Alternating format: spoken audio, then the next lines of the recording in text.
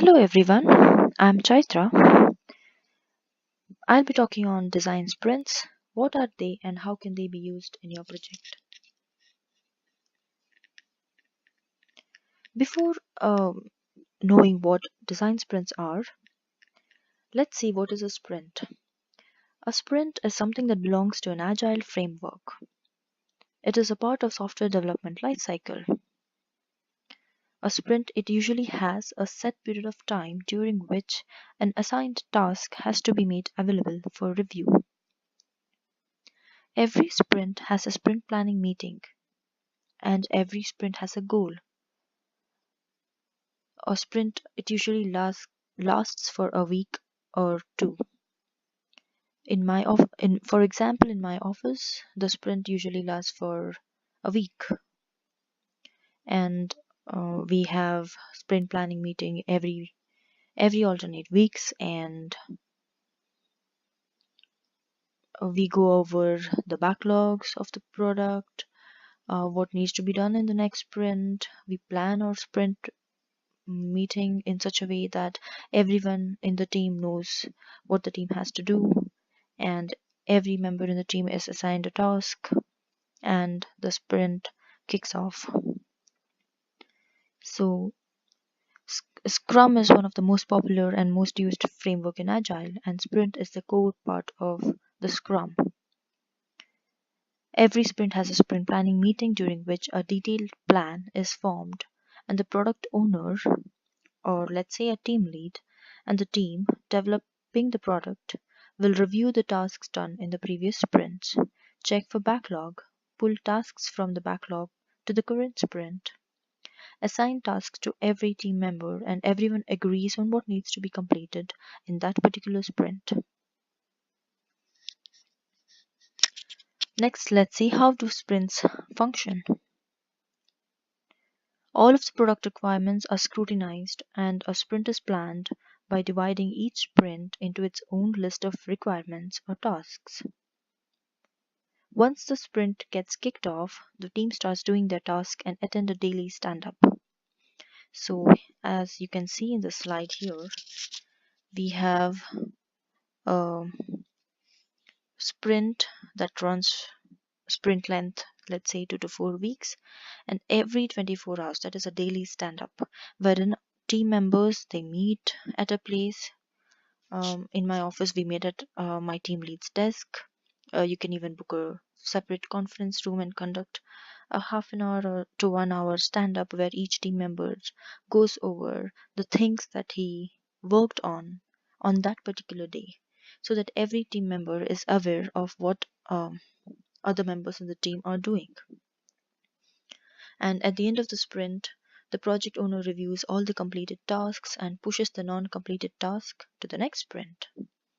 The entire process of sprint planning meeting looks something like this.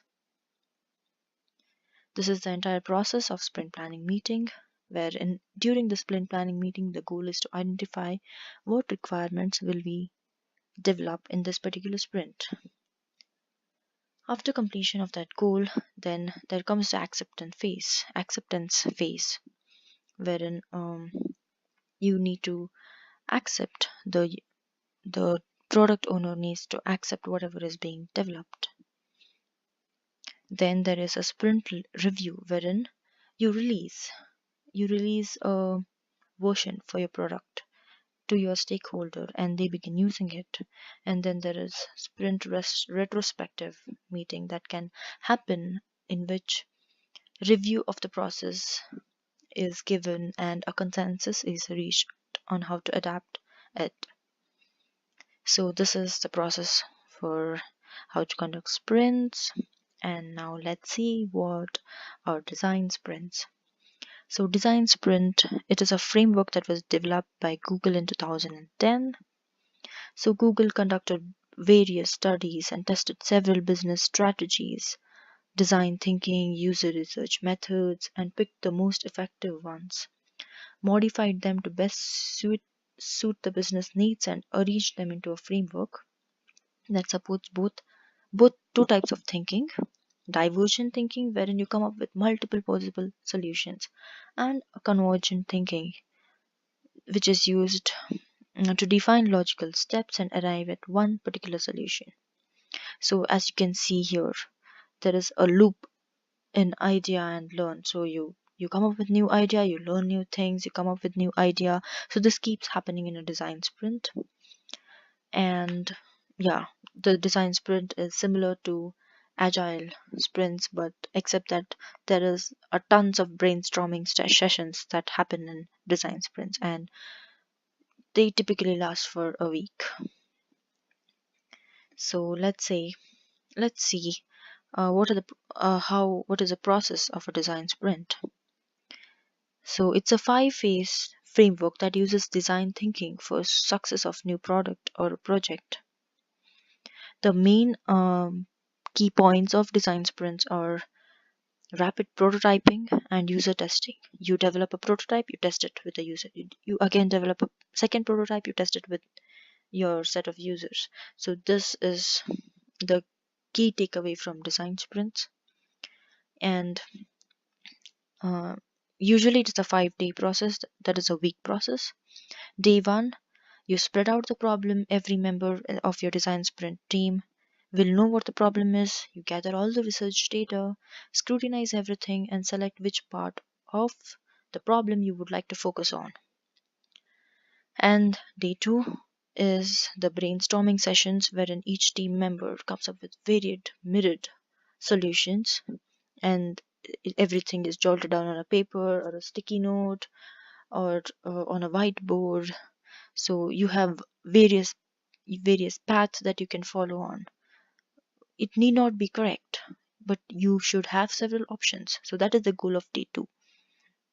In day three, you from the various path of solution, you choose which solution path will be the best to work on, and you develop all the ideas into a hypothesis. On day four, you develop a testable product, a prototype of the product, and on day five, you will either have a set of existing customers or you gather new potential customers and you test this prototype on the customers and get feedback from them. So this is how a design sprint process usually is.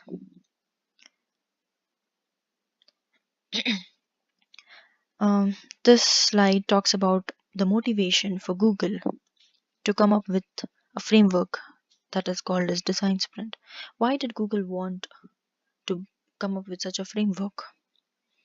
So someday, let's say one day, they got an idea of never being able to ship a product because the product is taking forever to be developed. This can happen if you have not planned things out properly. The idea of shipping buggy products wherein you have not done a lot of user testing, there can be field issues or they can be production bugs. So yeah, these two thoughts became very dreadful for Google Ventures, and they hired two designers, and they told the designers, do brainstorming, do whatever you want, and come up with a framework that can solve these two problems. And that was design sprints. And I have 3 case studies here that we can look into to understand how design sprints work. The first case study is called AfriScout. So let's fly to Africa. The challenge here was, in Africa there are herders, or what are they called? Pastoralists, and they their entire life depends on well-being of the livestock herds. And the shift in rainfall patterns forces the herders to shift their routes because it is a basic necessity of their living, and it is important for them to find a good grazing land so that they can continue to live peacefully. But they did not know the rainfall shift patterns, and their life became very difficult. So the project Concern International, it is a committee that they decided to help these herders by creating an app called AfriScout. It is a app that shows the map has that gives directions to nearest grazing land. So this app would be, yeah, before they developed this app, the idea was this app will give a lot of benefits to the herders. So the first step is to form a team. The sprint team needed to be large because the stakeholders were diverse. The team consisted of PCI Global Field staffers, Geographic Information System specialists, developers, UX engineers, and a sprint master. In the sprint, it was designed for a 4 day.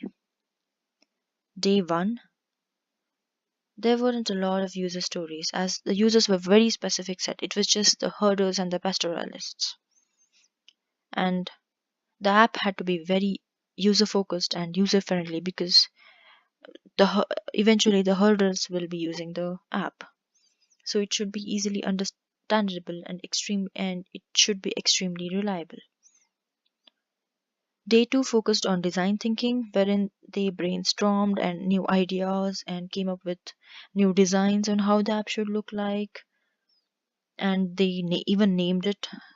They called it AfriScout.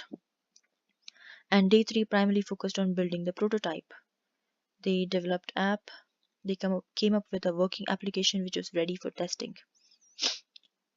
Here, the sprint master played an important role in keeping the team focused on the right track.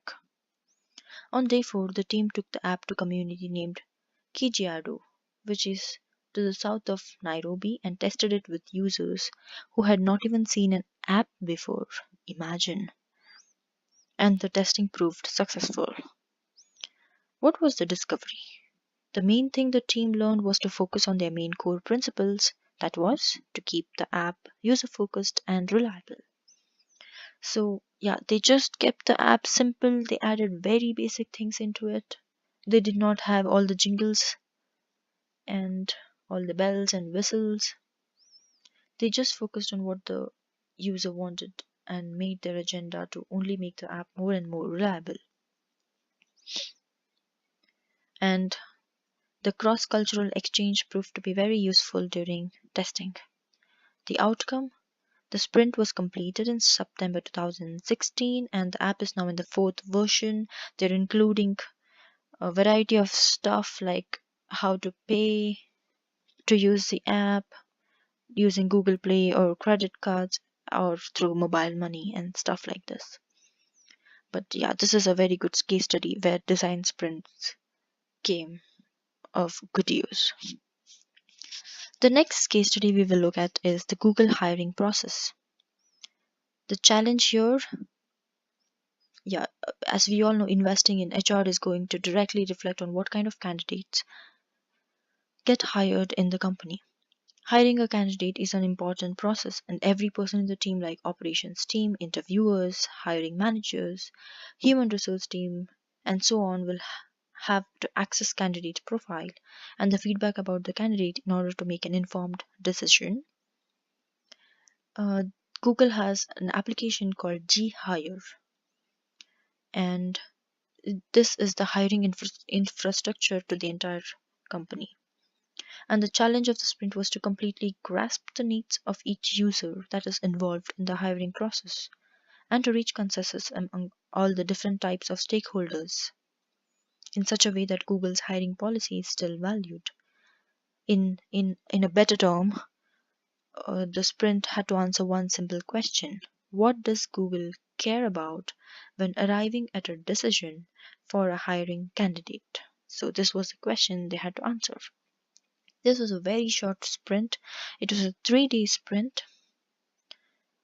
Since it was a very short sprint, the team was well informed with all the data and the statistics of G-Hire usages. The team, this sprint involved 2 teams: the UI UX team, along with developers who developed the tool, and Google's HR team, who will be managing the hiring process. And it was relatively a large team. So the sprint kickoff happened, And on day one, the two teams got together, reviewed all the research findings, and understood the necessities of an effective hiring system. On day two, there were smaller teams formed whose task was to tackle all the identified pain points. Every team included a hiring manager, a member of the HR team, UX engineers, and software developers. And this diverse team helped in approaching solutions to the pain points from all perspectives. On day three, each team presented their user journey maps and prototypes to the real GA hired users. This step also helped in maintaining Google's hiring values and ensured a smooth flow of overall product strategy. What was the discovery? Here, there was an important discovery here. Every team became aware of the pain points of other teams and how common tools can affect one another. So, this was the discovery here. And the sprint consisted of exercises that helped the team to make this discovery and reach consensus. And what was the outcome? This sprint was not executed to develop and validate new solutions. Rather, the main goal of the sprint was to make different members of the team arrive at a conclusion and cohesion, which the which happened at the end, and it was a successful outcome. So this is another different type of case study that was used not to develop new products but to make people reach consensus. Very well done, Google. And case study 3, it's on Headspace explores a new audience. So, Headspace is a company that was launched in 2010 and they developed apps, let's say maybe Android applications for meditation, for performing meditation and meditating exercises. So now Headspace wanted to develop a similar app for kids. So they wanted to target a new type of audience, which was this was a perfect challenge where design sprints could be deployed.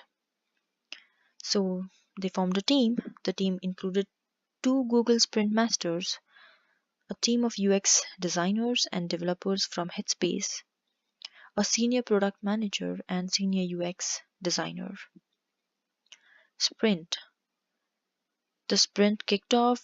The sprint masters and managers met and discussed about the challenges and to get the sense of all the topics that need to be tackled. They even engaged themselves with YouTube Kids and got feedback from YouTube Kids team. And they had to answer two questions: how to design an experience for children that captures the value we provide adult users, and is this goal even viable? On day one, the team just went over the idea and answered several questions like, would the kids be willing to sit through the guided meditation? If yes, then how long could they sit? What would be the role of the parent? The team had views from various perspectives and all the challenges were laid out. The next 2 days, the team targeted towards identifying the build parameters and writing various solutions to open-ended questions. When everyone in the team had the idea on how to proceed, they moved on sketching the product. So they had the content, the user flow diagrams, creative ideas to make interfaces for kids, and so on. And the goal for the next day was to make a functional Android application. So the graphic designers and the UX engineers, everyone started working on developing a testable piece of code. And the next day, the team tested their app on children of 3 age ranges: children 5 and under, ages 6 to 8, and ages 9 to 12. And there was a follow up questionnaire which the children had to answer, and it was like a feedback on the application. So, what was the discovery? Yeah, they got to know the hard fact. It is very hard to get kids to meditate. But the team found out that it is possible to get them to meditate, which is good. After the design sprint, the team knew that the product could be successful. There were some findings that the team made. The kids struggled to concentrate and find it hard to keep their eyes shut. They learned that parents would be critical component for the success of the app, because if parents are guiding the kids, then it is possible to make the kids keep their eyes shut. So this was their findings, and the outcome was good. The team gathered their findings and started on their second design sprint, and interacting with users for real-time testing proved to be beneficiary for this particular team, because for this particular team user testing was very important. If if in the first design sprint the users, that is the kids, did not accept the application, then there is no point to continuing there is no point in continuing the project. So this is another case study that gives you why design sprints are important. Next, these are the phases in the design sprint. Um, you should have got a fair idea on what are the phases of a design sprint by going over the case studies. Now let's see. Phase 1 is understanding phase. The understand phase is usually a huge kickoff meeting that involves all the people that are directly or indirectly involved with the product. The goal of this phase is to understand the problem and to arrive at common thoughts or consensus towards how to tackle the problem.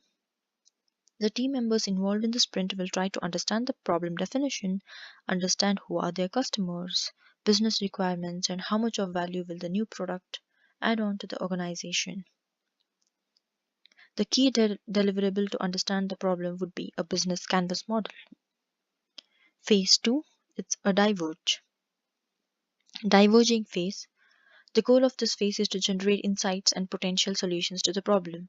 This is the phase where you come up with many myriad solution paths, and all paths need not be functional. But it is important to make a note of all the paths and approaches to each question, and major deliverable for this phase can be critical path diagram. Phase 3, it's a convergence phase. This phase is like the elimination phase from the mirrored solutions that you came up with in the previous phase. You pick only those which seems feasible to the team and to you, and you pursue that idea and you work on that particular idea. So one main deliverable for this phase would be the storyboard of the prototype. Phase 4, it is prototype development phase, where you come up with a new prototype. You get feedback by getting feedback from the prototype should be of low cost and should provide valuable insights. The prototype should be designed to learn more about things that are still unclear and unknown. Prototyping medium depends on the time constraints. There should be very less uncertainty in the team at this point. There are many applications available in the market that can be used for rapid prototyping and designing. It would be wise to avoid HTML and CSS for prototyping. And this phase also involves drawing out the test plans. Phase 5 is the validation phase, or the acceptance and learn phase, wherein you test the prototype that was developed in the previous phase on potential customers and new customers, all the stakeholders, and the result of this phase will help in providing valuable inputs on how to build the final product. It is important to have the application tested by the existing customers or potential customers, because the customers will show exactly what they need and what they do not need in the application. This phase will help in correcting the codes and avoid building the wrong product. When to use design sprints in our project or in our company? So design sprints are best suited for projects and products where the team is looking for innovation, when you're working on new and big ideas. The product need not be entirely new. Design sprints are suitable even for adding new features to an existing product. So these are some of the times when you can use design sprints in your project: when launching a new product or a service, when adding new features to an existing product or a service. Let's say Google has Google Maps and they would like to add new feature to it. Okay, and this is a time where they can use design sprints when shifting to new development framework or platform, from SOAP to REST or something like that. When creating a UX for a minimum viable product, to conceptualize some of the future functionalities of an existing product, to get everyone in the team to reach consensus for a new piece of functionality. This was a case study of G Hire. To redesign an existing piece of functionality of a product. To redesign something, I think Apple Maps should use design sprints to redesign their Apple Maps. Next, improving design sprints. So, how can design sprints be improved? One way is to outsource the problem to college students. Some projects which you do not need company care or which are too big, which the company cannot figure out, they can usually be outsourced, and such problems are given to college students, external companies, or even individual hackers. And these are the cases where company can use design sprints and make the most of the solution that they get. So they can conduct a hackathon. The phase 2 of the design sprint is a brainstorming phase. So this particular phase can be conducted as a hackathon wherein you brainstorm for new ideas, come up with new prototypes, so at minimal cost. So this can be conducted in universities as a hackathon contest and fetch more ideas from college students. Take a Conduct a survey in universities, get feedback from students even before developing the product, because getting customer feedback even when the product itself is not ready will help you understand what the customer actually needs or requires. So getting us feedback on the survey will help. And the strength of the team should be recognized. The time taken by the team of students to get the solution will be shorter than expected. Once that is done, not only the company will be able to fetch the most economical solution, they will be able to save the cost that is usually invested in multiple sprints. And to conclude, we have the problem defined, which is understood by the team. We diverge and get all the ideas possible. Then we converge and filter the best possible solutions. Once the converge is done, we build a prototype and finally test it and get the final outcome and evaluate it. The entire process is done with cost effectiveness to find the optimum solution for the problem. So this is how you can improve design sprints. Conclusion: design sprints can solve hard problems very quickly. Anyone who can think innovatively can contribute to the project, since brainstorming is one of the phases of design sprint. Innovating thinking is required. So if you have a coworker who is not involved in the project but whose thinking can be used in the design phase, then you can still take his design thinking strategies and develop and deploy it as one of the solution paths that can be explored. Design sprints lead to early concept validation, and it is all about the user and the customer and what the customer actually desires. The idea and the design revolve around the customer, hence it is easier to achieve customer satisfaction very quickly. And so through design sprints, it is possible to win the hearts of customers early in the process. Design sprints are the fastest way to test the ideas by making customers use a prototype and taking suggestions for improvement from them. So design sprints are perfect for new innovative product or new feature. Next time your company or team is looking for a new innovative product or a new feature, design sprints can be used in making the product more effective and faster launching of the product. Thank you.